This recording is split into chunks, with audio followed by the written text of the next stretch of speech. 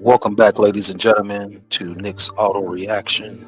Today, we're going to be checking out a clip on classic car prices, why some of them are going up and why some of them are overpriced, and why some of them are prices are going down. So let's get into it, y'all. Let's keep going with these old schools because these old schools is getting more and more expensive, man. And then you got some the prices are just declining. So let's really see what's going on, man. Check back with y'all in a minute. Let's get into it. The muscle car market has been crashing. In fact, it's down over 10% in the last 2 years alone.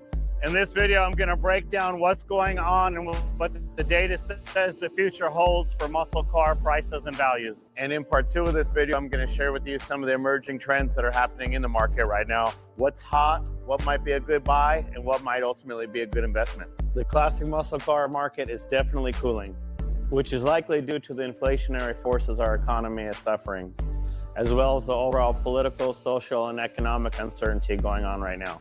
Things are weird right now, so it makes sense that the muscle car market would reflect that. Muscle cars, like any collectible, thrive when the economy is doing well and people have disposable income. The 2008 recession sent prices plummeting, as did the COVID-19 pandemic. And we're currently in a situation where eggs are a luxury item.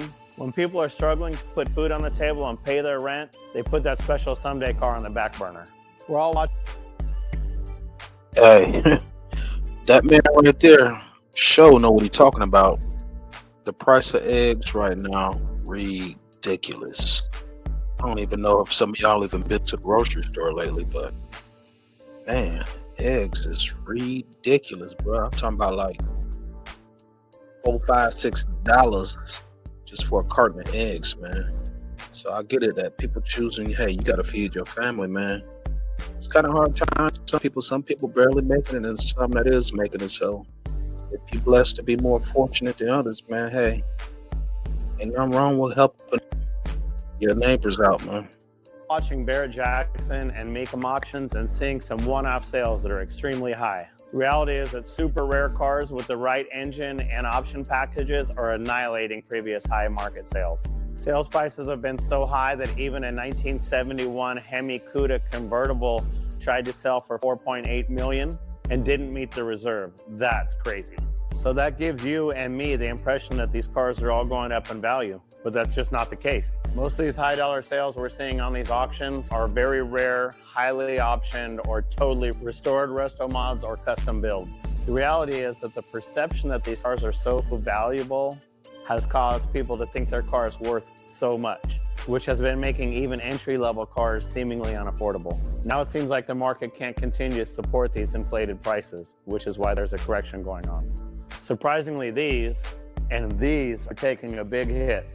According to topspeed.com, the 6970 Mustang dropped by 15 grand, and the Camaro, Chevelle, and GTOs also dipped.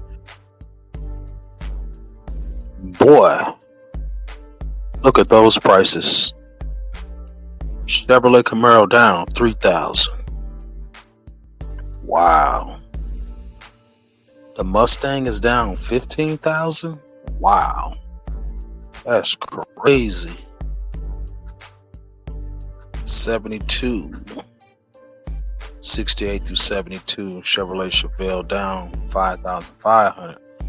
I mean, that may be the case, but the way them box Chevys and those Dunks selling, I mean, hey, they ain't hurting at all, because them things are not cheap, boy. If you can find you a box right now, or find you a Dunk, what's that, 71 through 76 or something like that, hey, you better hold on to it, man. You might not come across another better price if you can find a deal, because these prices is crazy. Which is significant because these are the car models with fanatical fan bases. For us gearheads and classic car owners, this information is alarming. Let's take a look at the numbers. First off, looking at the Hagerty Collector Car Index, it's definitely a bit disconcerting. We see the cars went up from 2020, and then since 24, they've dropped by at least 10%. Additionally, you see the exact same numbers echoed by classic.com showing the same downward trend. So what does this all mean? Should we be scared? The American muscle car market has been a major part of the collector car market for at least 20 years. As baby boomers are reaching their 70s and 80s, we're going to be heavily reliant upon Gen Xers that grew up around these cars to carry the torch, and hopefully with some help from millennials that are showing interest in more drivable and modified classics. But cars like this, and this, these Mopars are staying strong. Despite the volatility, it looks like Mopar is staying strong. Clearly, they're a muscle car investment that will deliver returns and seem to be impervious to external market forces, probably based on their low production numbers in comparison to GM and Ford at that time. B-bodies look extremely popular. The Charger has jumped a whopping 60K, and not mentioned in the trend table is also the Coronet, which is up 15K in average auction sale prices over the last 5 years. So there is some hope. As you can see, different cars will have different fates. The ultra rare cars will probably never lose value and probably will continue to rise. The way I see the market is like this. It's a bit of a fishbowl analogy where we're looking at a reverse bell curve, where you've got ultra rare, desirable, and all original cars on one end. You've got highly modified, custom, and really nice cars on the other end, and everything else tends to kind of group in the middle. You've got simple, nicely done, starting to rise over here. You've got rare, desirable, ultra rare over here. So the market is always going to be strongest in these two corners. For the more common muscle cars, the prices have peaked and now they're coming down. That could be a good thing because a lot of people now might be able to afford something nice that was previously out of reach. So it might be the right time to buy something soon. These things work in cycles. If cars are more affordable, we're going to buy more cars. That's going to increase demand and drive prices back up. Chances are that classic muscle cars will always be a solid investment. As opposed to stocks or bonds, they're tangible. They're something that you can use and enjoy, touch and feel, which has an inherent value. It all starts with buying the right car. Get my free classic car checklist and buyer's guide linked below. It'll help save you from the many pitfalls of buying a classic car. This brings me to part 2 of the video, emerging trends and what's starting to get hot. And what's really starting to get hot right now is these C10 trucks. They're like wildfire. You used to find these trucks in a barn, in a yard, sitting outside in some work site, $10,000 or less. Now they seem to be worth 20, 30, 40 grand on a bad day. You see these trucks are totally getting tricked out and pimped out. You see these trucks exceeding $100,000. Man, that's crazy work. I mean, trucks are hot right now. If you can find yourself a C10 like this, a 67 to 72 C10 is really where it's at. These C10s are so hot right now that I've got a buddy of mine that's literally making a living just by taking long beds and turning them into short beds. Shorten the bed, shorten the frame, voila, you have a SWB, what they call a short wide bed, and you can have a really nice C10 for not a lot of money. Check it out. What's cool about that is a lot of guys are leaving these things patinaed. So if you find one sitting somewhere, you don't have to invest all this money in a paint job.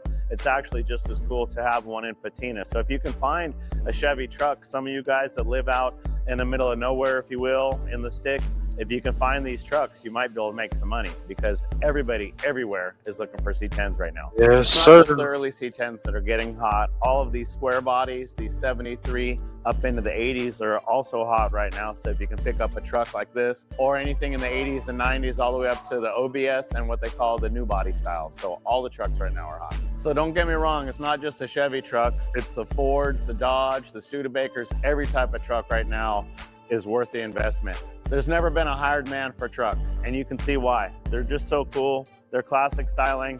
Nothing like driving down the road in a truck. It seems like even if I'm in a really nice muscle car, when I'm in a truck, I get the most thumbs up. As prices get so high for all these other traditional muscle cars that I'm used to seeing, we're really starting to see a lot of these 80s type, 90s type muscle cars coming back into popularity right now. I think it's because everything's so expensive and you want to get some.